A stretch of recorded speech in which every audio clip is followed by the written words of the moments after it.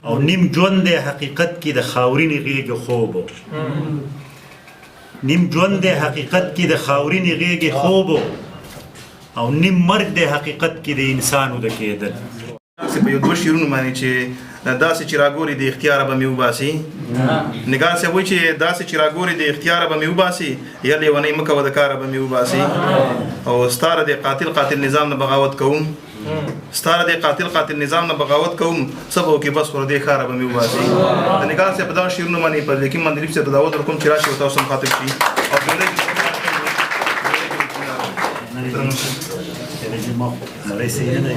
تاسو مرګ چې ډېر خراب وي دونه کار وکړي نګار صاحب یو غزل یو څو شعرونه دي چې په هر کار کې نوم د نسل او د ذات اخلي نو د تحقیق زګې مخلي روایات اخلي. ډېر ښکلی په هر کار کې نوم د نسل او د ذات اخلي نو د تحقیق زګې مخلي روایات اخلي او سړی دی دومره مالدار نه وي چې زکات ورکوي او سړی دی دومره غریب نه وي چې زکات اخلي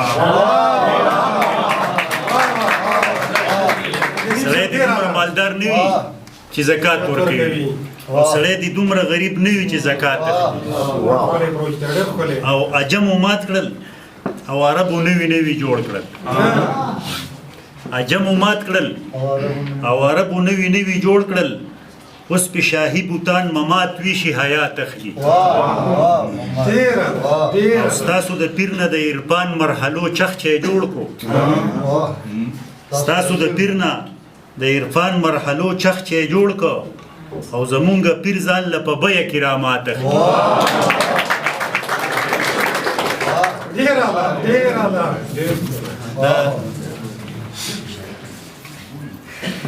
د غزل یو شعرونه دي چې غږ د پاسېدو شو نو یارانو د کېدل ارمان پورې خندا د په ارمانو د کېدل چې وخت د پاسېدو نو یارانو د کېدل چې غږ د پاسېدو شو نو یارانو د کېدل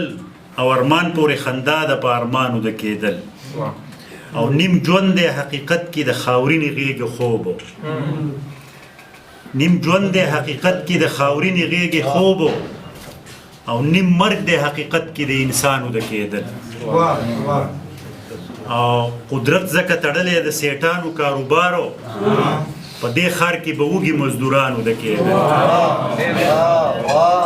او د ورځې به یې وخوړل حقونه د مخلوق او د شپې به د امیر صاحب په بیانو د کېدل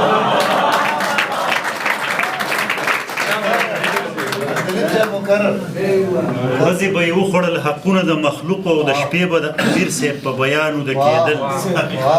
او په نرمو پالنګونو د شاهانو ویښې شپې په نرمو پالنګونو شاهانو ویښې شپې او د ونې په یخ سوري د دهقانو د کېدل. دا یو څو شعرونه دي بس بیا بخښنه غواړم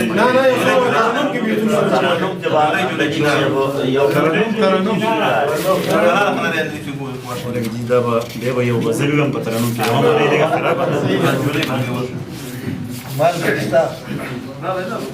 بخښنه غواړم ملګري ډېر زیات دي